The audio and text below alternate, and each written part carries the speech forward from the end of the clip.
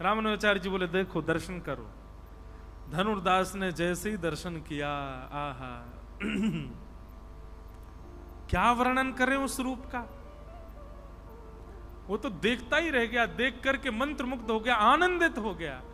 एक क्षण दिखने के बाद ठाकुर जी अंतर ध्यान हो गए। जैसे ठाकुर जी अंतर ध्यान हुए, रामानुजाचार्य जी के चरणों में गिर गया, मुझे फिर दिखा दो, फिर से दर्शन करा दो। रामानुजाचार्य जी बोले अब सदा के लिए इनके दास बन जाओ, जैसे अपनी पत्नी के दास बन गए ऐसे इनके दास बन जाओ। अब तो महाराज उसके चित्त में ऐसी भावना आ गई कि अब पत्नी का रूप सुहाता ही नहीं है उसको, बल्कि घर गया, पत्नी को ही लेके आया। पत्नी बोली आज छतरी नहीं उठाओगे? बोले नहीं, छतरी वतरी नीचे, ऐसी चलो तुम। रामानु स्वामी जी के चरणों में जाके कहा इसको भी उन्हीं का दास बना दो, दोनों मिलके भजन करेंगे।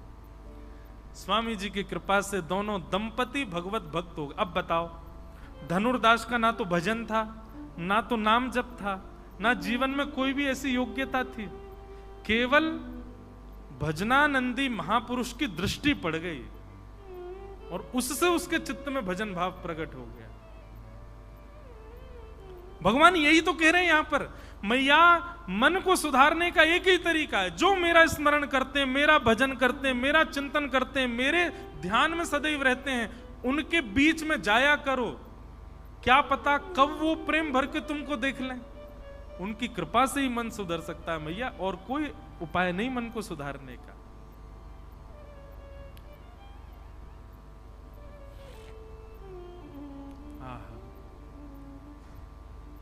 ऐसे भगवान उपदेश दे रहे हैं। इस प्रकार देवूती माता ने अनेक प्रश्न किए, समस्त प्रश्नों को हम प्रणाम करते हैं। आगे मैया ने 4 प्रकार के भक्तों के बारे में, इतना बढ़िया प्रसंग है। 4 प्रकार के भक्त होते हैं। भगवान से पूछा गया आपको कौन से प्रिय होते हैं, तब ठाकुर जी ने अपने प्रिय भक्तों के बारे में, मुझे कौन प्रिय लगते हैं, उनके बारे में बताया। 4 प्रकार के भक्तों के बारे में तो हम नहीं करते चर्चा, बड़ा होगा विषय। भगवान को जो प्रिय हैं उनके बारे में सुन लो। ठाकुर जी कह रहे हैं कि सालोक्य साष्ट सामीप्य सारूप्यैकत्वप्युत दीयमानं न गृह्णन्ति बिना मत्सेवनं जनाः। मैया सालोक्य शास्त्र सामीप्य सारूप्य और एकत्वम, 5 प्रकार की मुक्ति होती हैं। 5 प्रकार की मुक्ति होती हैं। पहली मुक्ति का नाम सालोक्य मुक्ति। सालोक्य मुक्ति का मतलब है कि आपको भगवान का लोक मिल जाएगा। जिस लोक में भगवान रहते हैं उस लोक की प्राप्ति हो जाना, सालोक्य मुक्ति। दूसरी मुक्ति बताई शाष्टी, उस लोक में भी भगवान के दर्शन की सुविधा आपको मिल जाएगी। सालोक्य मुक्ति में दर्शन होंगे भगवान के, इसका कंफर्मेशन नहीं है, घूमते रहो कभी ना कभी तो दिख ही जाएंगे। लेकिन शास्त्री मुक्ति में भगवान के दर्शन की भी सुविधा है। तीसरा बताया सामीप्य। तीसरी मुक्ति कौन सी? बोले ठाकुर जी के समीप में रहने का अवसर मिलेगा, सामीप्य। चौथी मुक्ति बताई सारूप्य, भगवान के जैसा ही रूप मिल जाएगा। और 5वीं मुक्ति बताई एकत्वम, भगवान में ही विलीन हो जाओगे। लेकिन भगवान कहते हैं मुझे जो भक्त प्रिय होते हैं मैया, वो कैसे होते हैं?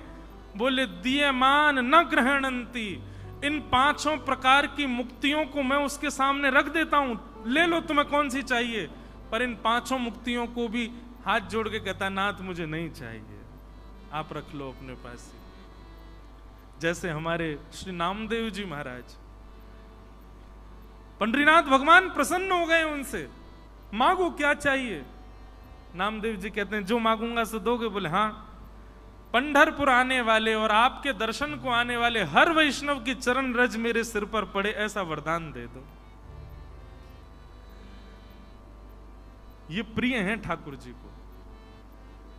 और आज भी श्री नामदेव जी मुख्य द्वार पर ही समाधि है, नामदेव जी वहीं विराज रहे हैं।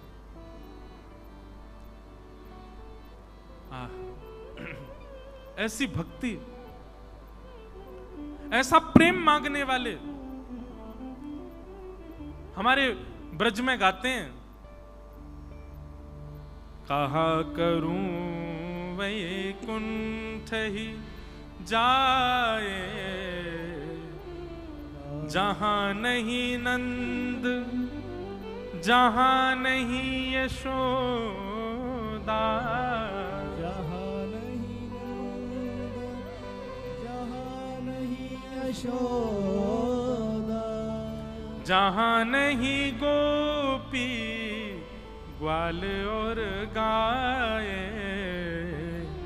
कहा करूं मैं कुंठ जाए, कहा करूं मैं कुंठ जाए। ब्रजवासी गा रहे हैं, बोले हम क्या करेंगे वैकुंठ जाके, हमें नहीं चाहिए वैकुंठ। एक कथा आती है भागवत में कि एक बार ब्रजवासियों को पता चल गया कि ठाकुर जी भगवान है। सब ब्रजवासियों ने ठाकुर जी को घेर लिया, बोले लाला तू भगवान है। ठाकुर जी बोले मैं कहता रहूं कि मैं भगवान हूं तब तक तुम मानो ना हो, और अब अपने आप बोल रहे हो कि मैं भगवान हूं। वो लाला सांची बता तू भगवान है। ठाकुर जी बोले हम मैं हूं तो। बोले लाला एक काम करेगा, बोले हाँ, नेक अपने वैकुंठ को दर्शन कराए दे हमें। सब ब्रजवासी बोले अपने वैकुंठ को दर्शन करा दे। ठाकुर जी बोले चलो सबको दिखा के लाऊं, और सब ब्रजवासियों को लेकर के ठाकुर जी वैकुंठ गए। वैकुंठ का दर्शन कर रहे हैं ब्रजवासी। आहा, सुंदर सुंदर अप्सराएं खड़ी हैं, जय विजय पार्षद भगवान के आगे नतमस्तक हो रहे हैं। सूर्य चंद्र आदि सब देवता वहां पर हाथ जोड़ करके खड़े हैं। डुमडुमियां बज रही हैं, नगाड़े बज रहे हैं, ढोल ताशे बज रहे हैं, सुंदर ब्यार बह रही है, सुंदर सुंदर पुष्प वृक्ष आदि नदियां, अद्भुत। भोजन की इच्छा हो गई, 56 भोग प्रकट हो गए। सोने की इच्छा हो गई तो अद्भुत कक्ष प्रकट हो गया। ऐसे सुंदर वैकुंठ का दर्शन किया सब ब्रजवासियों ने, और पूरे वैकुंठ का दर्शन, भोग विलास की सारी सामग्री वहां पर, कोई कमी नहीं है। मधुमंगल श्रीदामा तो बिस्तरन पे कूद कूद के देख रहे हैं, बोले लाला ये तो बहुत जोर के हैं, हम तो यहीं सो जाएं। नदी का जल पान करते हैं, ऐसा शीतल जल महाराज कि पूरा गला से लेके नीचे तक तर हो जाए। प्रसाद ऐसा तो स्वाद आज तक चखा ही नहीं किसी ने, इतना सुंदर प्रसाद। व्यवस्थाएं देख करके सब ब्रजवासी आनंदित हो गए। पूरे वैकुंठ का दर्शन कराया, और वैकुंठ का दर्शन करा करके भगवान ब्रजवासियों से बोले कहो कैसा लगा हमारा वैकुंठ। सब ब्रजवासी बोले लाला बहुत जोर को है, बहुत बढ़िया है। देखियो कैसे तेरे यहां नौकर चाकर काम कर रहे हैं, कैसी अप्सरा घूम रही है, कैसे देवी देवता आदि, कैसी नदी, कैसे पहाड़, कैसे कितना सुंदर।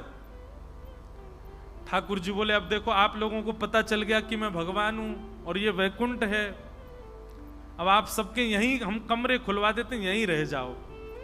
जैसे ठाकुर जी ने ये बात की सब ब्रजवासी रोने लगे, पाम पकड़ लिए, लाला तेरे पाम पूज रहे हैं, यहाँ सब सुख होएगा लेकिन फिर भी हम यहाँ ना रह सकें, तू हमें वृंदावन ही ले चल। हम रहेंगे तो वृंदावन में ही, दर्शन कर लेंगे, यहाँ को सुख ले लेंगे, सबका चूहे पर रहवे की बात करेगा तो हम वृंदावन ही जाएंगे, हम या वैकुंठ में रह ना सके लाला। ये ब्रजवासी, तो भगवान को कौन प्रिय है? ठाकुर जी कहते हैं मैं उसके सामने लोक संपदा धर दूं, वो कहता नहीं चाहिए नाथ आप चाहिए। कुम्मन दास जी का एक प्रसंग याद आ रहा है। कुम्मन दास जी, उनकी गोद में ठाकुर जी खेलते थे। हमारे जैसे पंढरपुर में श्री तुकाराम जी, नामदेव जी, जनाबाई आदि आदि ऐसे अनेक संत ठाकुर जी को रिझाने के लिए प्रकट हुए, ऐसे हमारे गिरिराज जी में, गोवर्धन में अभी 400-500 वर्ष पहले इन्हीं समकालों में अष्ट सखा प्रकट हुए, 8 सखा। उनमें से एक हैं श्री कुम्भन दास। उन कुम्भन दास जी की भक्ति से प्रसन्न होकर ठाकुर जी उनकी गोद में खेलते थे। और इतना ही नहीं, कुम्मन दास जी जब हल जोतते थे, हल चलाते थे अपने खेत में, ठाकुर जी ऐसे अपनी पीतांबरी में बीज लेकर के और ठाकुर जी पीछे उछालते हुए चलते थे कुम्मन दास। आज भी वो खेत हैं हमारे गोवर्धन में, चंद्र सरोवर के पास में। कुम्मन दास जी की गोद में ठाकुर जी बैठे थे और ठाकुर जी कुम्मन दास जी से कुछ चर्चा कर रहे थे। नेक्स्ट से लाला, अच्छा ब्रज में लाला 4 वर्ष के ही रहते हैं, उससे बड़े नहीं होते। 4 वर्ष के ठाकुर जी कुम्मन दास जी की दाढ़ी ऐसे खींच रहे और कुम्मना कुम्मना कह करके बात कर रहे ठाकुर जी कुम्मन दास जी से। कुम्मन दास जी अपना तिलक स्वरूप कर रहे थे। इतने में ही ठाकुर जी को दया आ गई कुम्मन दास पर। ठाकुर जी बोले, ये कुम्मना बेचारो इतनो दीन दुखियारो, या के घर में भोजन के काजे भी सामग्री नहीं है, तिलक स्वरूप करवे के काजे आरसी भी नहीं है, बैठवे के काजे आसन भी नहीं है। ठाकुर जी बोले, न लक्ष्मी की कृपा करूं या के ऊपर। वो कैसे कृपा करी? एक बहुत बड़ा राजा अपनी आदि संपत्ति दान करने के लिए आया ब्रज में, और वो ढूंढ रहा था कोई भजनानंदी संत मिले तो उसको मैं आदि संपत्ति दे जाऊं।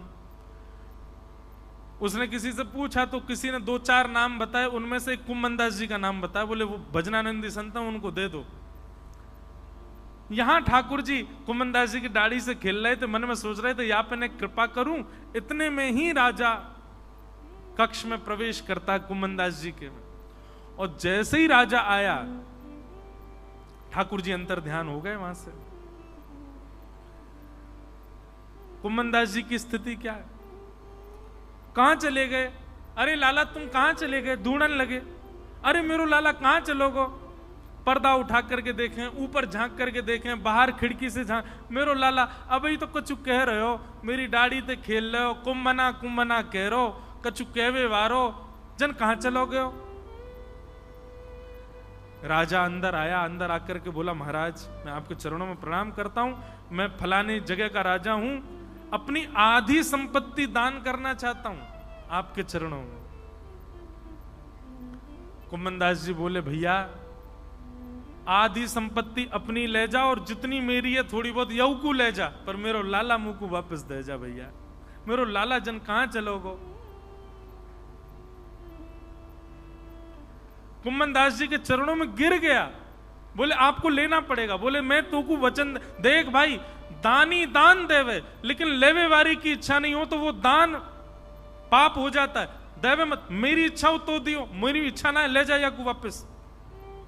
घर वाले खड़े हो गए आकर के कुम्मन दास जी से बोले, अरे ले लो ना, बच्चों के ब्याह करने हैं, घर में हमारे में इतनी कमी, बेचारा आधी संपत्ति दे रहा, ले लो ना। क्यों? वो तुम सब चुप रहो, ले जा भैया अपनी संपत्ति को, ले मोना चाहिए।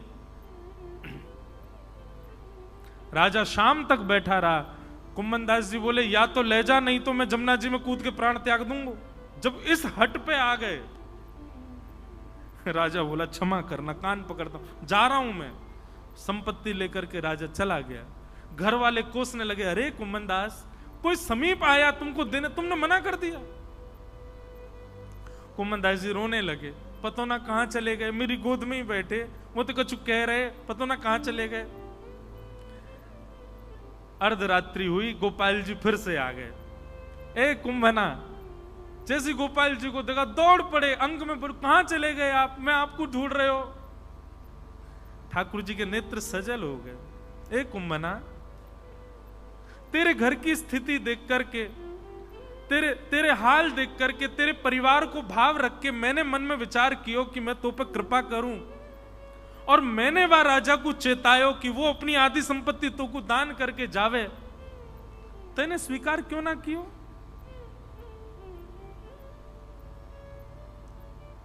कुम्मन दास जी का उत्तर इतना सुंदर। कुम्मन दास जी कह रहे हैं, बोले जय जय, यदि मैंने संपत्ति ले ली होती तो आप मोसों दोबारा पूछवे मेरे पास नहीं आते।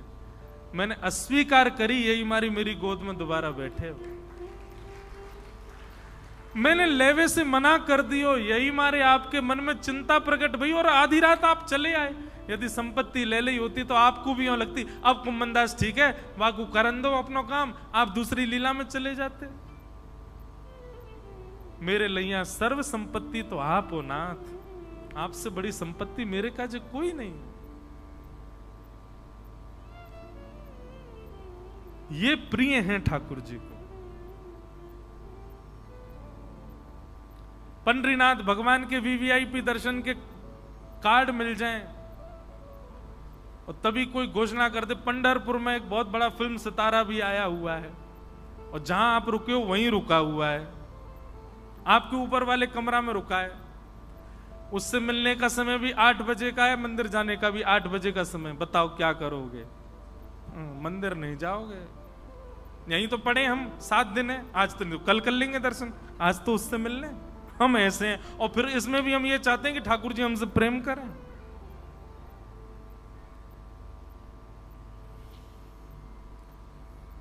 इस प्रकार कपिल भगवान ने अपने प्रिय भक्तों के लक्षण बताए। आगे भागवत में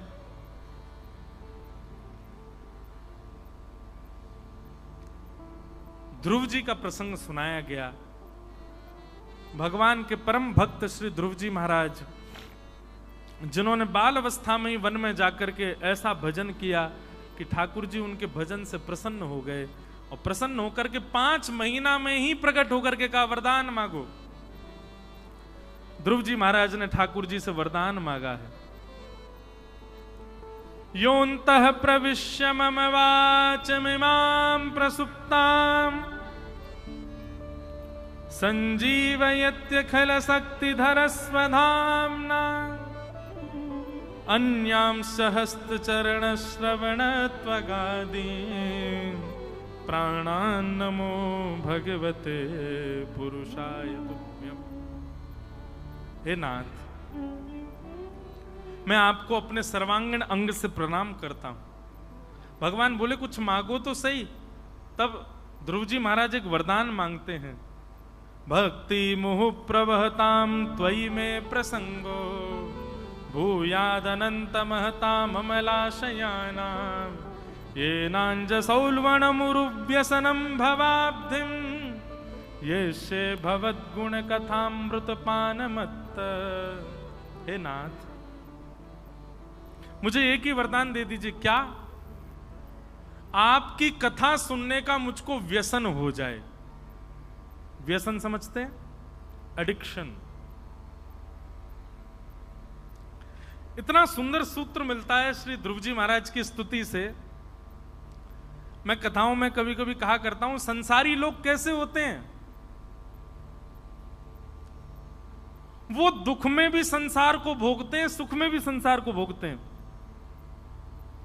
आज मेरा मन बहुत दुखी है, क्या करोगे? बोल आज तो मैं 1 बोतल पीऊंगा।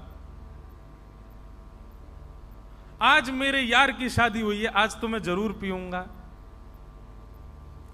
आज मैं एग्जाम में पास हो गया, फर्स्ट रैंक आई है, क्या हुआ? आज तो पार्टी होगी, पिएंगे। आज क्या हुआ? आज मैं फेल हो गया, आज तो पीनी पड़ेगी। भाई दुखी हूं बहुत ज्यादा। आज मेरा ब्याह है, आज तो पीनी पड़ेगी। आज मेरी पत्नी छोड़ के चली गई, डाइवोर्स हो गया, अब तो पीना ही पड़ता, इसके बिना तो जी नहीं सकता मैं। व्यसनी संसारी व्यक्ति क्या करता है? सुख में भी व्यसन भोगता है, दुख में भी व्यसन भोगता है और केवल बहाने ढूंढता है। आज तो बुआ के बच्चे घर आए हैं, रात में पार्टी होगी। आज बुआ के बच्चे जा रहे हैं तो दुख में पार्टी होगी। मैं रहा हूं ना आजकल के बच्चों के बीच, पता है मुझे कैसे होते हैं। हर चीज में उनको व्यसन चाहिए। लेकिन भक्त क्यों केवल एक ही चीज को सोच के रखता है? भक्त का भी ऐसा स्वरूप होना चाहिए। आज फर्स्ट आया हूं, आज तो हरिनाम संकीर्तन होगा। आज मैं फेल हो गया, भैया दुख में हरिनाम संकीर्तन होगा। आज मेरा ब्याह है, आज हम कथा सुनने जाएंगे। आज मेरा ब्याह टूट गया, आज भी कथा सुनने जाएंगे। आज मेरे बुआ के बच्चे आ रहे, आज तो हरिनाम संकीर्तन करना ही पड़ेगा। आज मैं बहुत दुखी हूं, आज तो हरिनाम संकीर्तन के बिना चलेगा ही नहीं। ऐसी स्थिति मांग रहे हैं कौन? श्री ध्रुव जी महाराज कि नाथ, जिस प्रकार व्यसनी व्यक्ति व्यसन भोगने के लिए बहाने ढूंढता है, ऐसे ही मैं भी आपके भजन के लिए बहाने ढूंढा करूं। ऐसी कृपा मुझ पर कर दो। भगवान ने ध्रुव जी के ऊपर कृपा की और कृपा करके कहा, ध्रुव तुम मेरे परम भागवत भक्त हो, लेकिन क्योंकि तुम्हारे मन में इच्छा थी कि तुमको राज्य गद्दी पर बैठना है, तो 36,000 वर्ष के लिए तुम राजा बनोगे पहले, उसके बाद मेरी प्राप्ति होगी। ध्रुव जी महाराज 36,000 वर्ष तक पृथ्वी पर राजा रहे और उसके बाद आज भी ध्रुवलोक में विराजमान है। बोलो भक्त वत्सल भगवान की। ये ध्रुवलोक जो है, ये ध्रुव तारा जो हमको दिखाई देता है, ये श्री ध्रुव जी महाराज का लोक है, वहां ध्रुव जी विराजमान है। हमारे पूज्य नाना जी एक बात कहते थे, ये तारा सुबह ही सुबह क्यों चमकता है? बोले पूरे दिन तो ध्रुव जी इस पर बैठ के भजन करते हैं, लेकिन ब्रह्म मुहूर्त के समय पर भगवान ध्रुव जी से मिलने के लिए जाते हैं, इसलिए ध्रुव जी पूरे लोक को सजाते हैं, इसलिए वो चमकता है, उसका दर्शन होता है। हमारे पूज्य नाना जी कहते, ब्रह्म मुहूर्त में उठ करके ध्रुवलोक का दर्शन करने हो तो आप ये विचार कर सकते हो ध्रुव तारे को देखते समय कि इस वक्त नारायण भगवान यही हैं। पूरे दिन की नहीं पता हो सकता, लेकिन ब्रह्म मुहूर्त में ठाकुर जी वहीं होते हैं, ध्रुवलोक में होते हैं, ध्रुव जी के पास होते हैं। ऐसे भक्त वत्सल भगवान की। ध्रुव जी का वंश बताया गया, आगे इनके वंश में कई राजाओं की कथा बताई गई। बैन राजा हुए, इन्हीं के वंश में फिर आगे पृथु महाराज हुए, जिनसे पृथ्वी का नाम पूरे विश्व में व्याप्त हुआ। भूगोल खगोल का वर्णन किया गया, नरकों का वर्णन किया गया, अजामिलोपाख्यान सुनाया गया। इसी बीच जड़ भरत की रहुगण संवाद सुनाया गया। सबको हम केवल प्रणाम मात्र करते हैं। और आगे वृत्रासुर की स्तुति सुनाई। वृत्रासुर नाम के भक्त भगवान के कैसे हुए, उन्होंने स्तुति गाई, उस प्रकार का भाव बताया गया। तत्पश्चात भगवान के परम भागवत श्री प्रहलाद जी का चरित्र सुनाया। हिरण्यकश्यप के कुल में प्रकट हुए भक्तराज श्री प्रहलाद जी महाराज। भगवान अपनी निधियों का वर्णन करते हुए कहते हैं कि राक्षसों में प्रहलाद मैं हूं। प्रहलाद भगवान का स्वरूप है। प्रहलाद जी महाराज बाल्यकाल से ही भगवान का खूब स्मरण करते, भजन करते। पिता को जब ये बात पता चली तो उनको ये अनुचित लगता था, खूब मना किया, लेकिन प्रहलाद जी महाराज फिर भी नहीं माने। अच्छा देखो, प्रहलाद जी का एक स्वभाव, प्रहलाद जी जबरदस्ती नहीं करते थे। एक बात बहुत ध्यान से सुनिएगा सब लोग, प्रहलाद जी के पिताजी नहीं चाहते थे कि प्रहलाद जी भजन करें, तो प्रहलाद जी अपने पिता के सामने भजन नहीं करते थे, अंदर ही अंदर करते थे। लेकिन कभी यदि प्रहलाद के पिताजी पूछ लेते थे तो प्रहलाद जी छुपाते नहीं थे, बता देते थे। और अगर पिताजी कहते कि बेटा ये तो तू गलत करता है, ये अनुचित है, पिता की आज्ञा माननी चाहिए, तो प्रहलाद जी कहते पिताजी क्षमा करना, पर आप आज्ञा कर रहे हैं, पर उस आज्ञा में आप ठाकुर जी से विलग होने की बात कर रहे हैं, इसलिए भगवत विलग होने की आज्ञा यदि गुरु भी दे तो उसको अस्वीकार किया जा सकता है। माता पिता गुरु की आज्ञा कभी भी टालनी नहीं चाहिए, लेकिन भगवान से विमुख होने की आज्ञा है तो पिताजी क्षमा करें, उसका मैं पालन नहीं कर सकता। मैं हरि का हूं और मैं उन्हीं का ही रहूंगा। जब प्रहलाद जी नहीं माने तो हर प्रकार का प्रयास किया, लेकिन प्रहलाद जी हर प्रयास में बच गए, मरे नहीं। अंत तो गत्वा हिरण्यकश्यप ने आकर के प्रहलाद जी पर आक्रमण कर दिया। बोले तेरा हरि कहां है, आज बताओ, उसी को देखूंगा मैं। बोले यत्र तत्र सर्वत्र है पिताजी। बोले इस खंबे में है? बोले हाँ इसमें भी है। खंब का जैसे ही भेदन किया, खंब का भेदन करके भगवान नृसिंह प्रकट हो गए। बोलो नृसिंह भगवान की जय। मुझे आज सुबह ही एक वैष्णव ने बताया कि यहीं पास में ही एक स्थान है जहां नृसिंह भगवान का मंदिर है, और ऐसा भी सुनने में आया कि किसी काल में शायद प्रहलाद जी ने ही अपने हाथों से नृसिंह भगवान का वो स्वरूप निर्मित किया।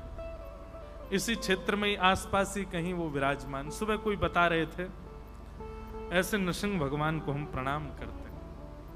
सब लोग नृसिंह भगवान का स्मरण करो। सत्यम विधातुम निज भृत्य भाषितम व्याप्तिम च भूते स्वखिलेषु चात्मन अदृश्यतात्यद्भुत रूपमद्वहम स्तंभे सभाया न मृगम न मानुषम। अद्भुत रूप है ठाकुर जी का, मानवों जैसी चाल ढाल और हरकतें हैं, पर हैं जानवर के रूप में। हिरण्यकश्यप के साथ में भगवान का युद्ध हुआ। युद्ध में हिरण्यकश्यप ने वरदान कई मांग रखे थे ब्रह्मा जी से, ठाकुर जी ने सबको पूर्ण करते हुए हिरण्यकश्यप का वध कर दिया। भगवान का क्रोध शांत नहीं हुआ, देवी देवताओं ने प्रार्थना करी। ब्रह्मा जी ने मन में विचार किया, जिसके लिए आए हैं उसी की ही भजन से ये शांत होंगे। तब ब्रह्मा जी ने प्रहलाद जी से कहा, तुम जाके भगवान से प्रार्थना करो। इतनी सुंदर स्तुति है प्रहलाद जी महाराज की। प्रहलाद जी भगवान के सामने गए और भगवान के सामने हाथ जोड़ करके, छोटे से 4-4.5 वर्ष के प्रहलाद जी, ब्रह्मादय सुरगुणा मुनयोथ सिद्धा सत्वैकतानमतयो वचसां प्रवाहै नाराधितुं पुरगुणैरधुनापि पिप्रू किं तोष्टुमर्हति समे हरिरुग्र जाते। हे नाथ, ये गुण सीखिए प्रहलाद जी से। ठाकुर जी से कह रहे हैं, मैं इस योग्य बिल्कुल नहीं हूं नाथ कि मैं आपकी स्तुति गाऊं। छोटा सा 4 वर्ष का बालक हूं, मेरी तो वाणी भी अभी अच्छे से बोल नहीं पाती। आप तो देवताओं की लच्छेदार स्तुति सुनते हैं, मेरी तोतली वाणी की स्तुति आपको कैसे भाएगी नाथ? मैं तो आपको छू भी नहीं सकता, क्योंकि मैं अपवित्र कुल में जन्मा हूं, राक्षस का पुत्र हूं नाथ। मैं तो आपके छूने के अधिकार में भी नहीं हूं। ना मैं आपको छूने का अधिकारी, ना मैं आपको भजने का अधिकारी, ना मैं आपके चिंतन का अधिकारी। लेकिन नाथ, जब मैं ये बात मानता हूं कि मैं आपका अधिकारी नहीं हूं, तो फिर मैं आपका भजन क्यों कर रहा हूं? स्वयं ही बता रहे हैं और स्वयं ही प्रश्न कर रहे हैं। आपके मन में यह भाव आ सकता है कि जब मैं आपका अधिकारी हूं ही नहीं, तो मैं आपका भजन क्यों कर रहा हूं नाथ? क्योंकि मेरे मन में एक कथा चलती रहती है। मैं भले ही राक्षस का बेटा हूं, मैं भले ही पवित्र नहीं हूं, मैं भले ही लच्छेदार वाणी नहीं बोल सकता, मैं भले ही अभी बालक हूं, मैं भले ही आपके योग्य नहीं हूं, पर फिर भी नाथ मेरे मन में आता है, आप तो उस पर भी कृपा करते हो जो इंसान भी नहीं था। आप गजेंद्र पर कृपा करने गए, जानवर था वो तो। अगर गजेंद्र ने इतनी शिकायत कर दी होती कि मैं तो जानवर हूं, मुझसे तो बोलना ही नहीं आता, मेरी तो सूंड है, मेरे तो हाथ ही नहीं है, उसने शिकायत नहीं की। वो जिस रूप में था उसमें आपको पुकारा और आप उसकी रक्षा करने गए, तो फिर मैं क्यों शिकायत करूं कि मैं एक राक्षस का बेटा हूं, मेरे पास वैसी वाणी नहीं, मैं पवित्र नहीं हूं, मैं अपवित्र हूं। गजेंद्र से मुझको बल मिलता है, गजेंद्र से मेरे अंदर विश्वास आता है कि नाथ मैं भी आपको प्राप्त कर सकता हूं, इसलिए मैंने आपका भजन किया है। हे नाथ, आप मुझे स्वीकार करो। आहा, प्रहलाद के 2 वाक्य सुनकर के नृसिंह भगवान का सारा गुस्सा ठंडा हो गया। ठाकुर जी तो उठ गए अपने सिंहासन से, छोटे से प्रहलाद को उठा करके ले आए, अपनी गोद में बिठा के अंक में भर लिया, अपनी जीभ निकाल करके उसके गालों को चाटने लगे, अपने हाथों को सिर पर फेरने लगे। और स्पष्ट शब्द हैं भागवत में, भगवान नृसिंह कहते हैं, प्रहलाद यदि मैंने आने में देरी की हो तो मुझे क्षमा कर देना, मैंने आने में विलंब किया हो तो मुझे क्षमा कर देना। प्रहलाद, तुमने बहुत दुख सहा, बहुत प्रताड़ना सही, और मैं देखता रहा, मैंने आने में विलंब किया हो तो क्षमा करना। प्रहलाद जी चरणों में गिर गए, बोले नहीं नाथ, आप इस प्रकार ऐसा भाव मत करो। प्रहलाद जी से भगवान कहते हैं, हे प्रहलाद, मेरे रूप को देख करके देवी देवता डर के मारे भाग गए, लक्ष्मी भाग गई, सबको मेरे रूप से भय लग रहा है। मुझे तो यह लग रहा था कि प्रहलाद मेरा रूप कैसे देख पाएगा, छोटा सा बालक। तुमको मेरे रूप से भय क्यों नहीं लग रहा प्रहलाद? प्रहलाद जी महाराज का उत्तर इतना सुंदर। प्रहलाद जी कहते हैं, नाथ, भय उसको लगता है, डर उसको लगेगा जिसने आपका रूप देखा होगा। पर नाथ, जब से आप प्रकट हुए हो ना, तब से मेरी दृष्टि आपके चरणों पर है। मैं तो केवल आपके चरण देख रहा हूं नाथ, इसलिए मुझे भय नहीं लग रहा है। मैंने मन बनाया था कि कभी नाथ मेरे आगे प्रकट होंगे तो मैं उनके एक एक अंग को देखूंगा, चरण देखूंगा। जब चरण से मन भर जाएगा तब घुटने देखूंगा, उनसे मन भरेगा तो उदर देखूंगा, उदर से मन भरेगा तो वक्ष देखूंगा, फिर ग्रीवा देखूंगा, अंत में मुख देखूंगा। पर नाथ, जब से आप आए हो, आपके चरण ही इतने प्यारे लग रहे हैं कि मैं उनसे अपनी दृष्टि हटा ही नहीं पा रहा हूं। सच पूछें तो मैंने आपका रूप देखा ही नहीं अभी तक, मैं तो आपके चरण देख रहा हूं नाथ।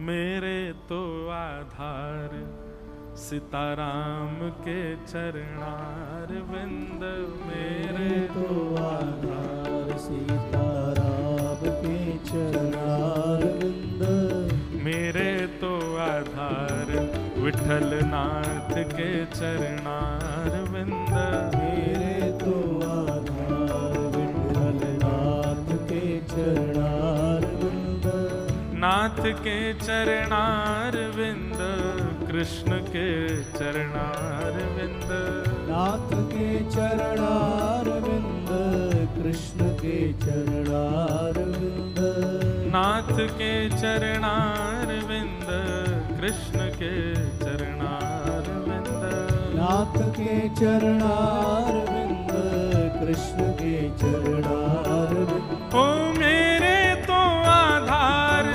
पंडरीनाथ के चरणार विंद, मेरे तो आधार पंडरीनाथ के चरणार विंद, हाँ मेरे तो आधार विठलनाथ के चरणार विंद, मेरे तो आधार विठलनाथ के चरणार विंद, हाँ नाथ के चरणार विंद, माधव के चरणार विंद, नाथ के चरणार विंद, माधव के चरणार विंद। ओ मेरे तो आधार सीताराम के चरणार विंद, ओ मेरे तो आधार सीताराम के चरणार विंद, हाँ मेरे तो आधार पंडरीनाथ के चरणार विंद, मेरे तो आधार सीताराम के चरणार विंद। संसार चक्र कदनाद ग्रसताम प्रणीत। श्री प्रहलाद जी महाराज कहते हैं, नाथ, जिन्होंने आपके चरणों का आश्रय ले लिया वो इस संसार चक्र में कभी पिस नहीं सकते। चक्की पिसते हुए देखिए कभी? चक्की जब चलती है तो उसमें गेहूं डालते हैं बीच में, सारे गेहूं पिस जाते हैं, पर एक दो गेहूं ऐसे होते हैं वो चक्की के बीच में जो एक लकड़ी लगी रहती है उसके नीचे घुस जाते हैं, बच जाते हैं, पिसते नहीं। ठीक वैसे ही ये संसार एक चक्र है, चक्की है, इसमें सब हम गेहूं के भांति पिसते जा रहे हैं, पर वो जो बीच में लक्कड़ है वही गुरुदेव और श्री ठाकुर जी के चरणार विंद हैं, उनको जो पकड़ लेता वो बच जाता है। यहां पे संसार के चक्र में पिस नहीं पाता। प्रहलाद जी ने बहुत सुंदर स्तुति गाई। भक्तराज प्रहलाद जी को हम बारंबार प्रणाम करते हैं। आगे गजेंद्र मोक्ष की कथा बताई गई। तत्पश्चात देवासुर संग्राम, और देवासुर संग्राम में बलि के यहाँ वामन भगवान पधारे। देवासुर संग्राम के बाद बलि ने ब्राह्मणों को प्रसन्न करने के लिए यज्ञ किया। ब्राह्मण प्रसन्न हो गए, आशीर्वाद से स्वर्ग पर विजय प्राप्त कर ली। स्वर्ग हड़प करके ले आए देवताओं से। तब अदिति माता ने पयोव्रत किया और पयोव्रत से अदिति के गर्भ से भगवान वामन के रूप में प्रकट हुए। वामन भगवान ने जैसे ही दीक्षा यज्ञोपवीत के उपरांत सबसे दान लेकर के गुरु के चरणों में अर्पित किया, गुरु बृहस्पति ने कहा यह दान नहीं चाहिए, हे वामन शिष्य, यदि आप हमको दान देना ही चाहते हो तो त्रिलोकी का दान लेकर के आओ बलि के यहां से। तब भगवान वामन बलि के यहां गए, 3 पग जमीन मांगी, बलि ने जैसे ही संकल्प पूर्ण किया भगवान विराट हो गए। 2 पग से तीनों लोक नाप करके तीसरा पग देने के लिए बलि के पास कुछ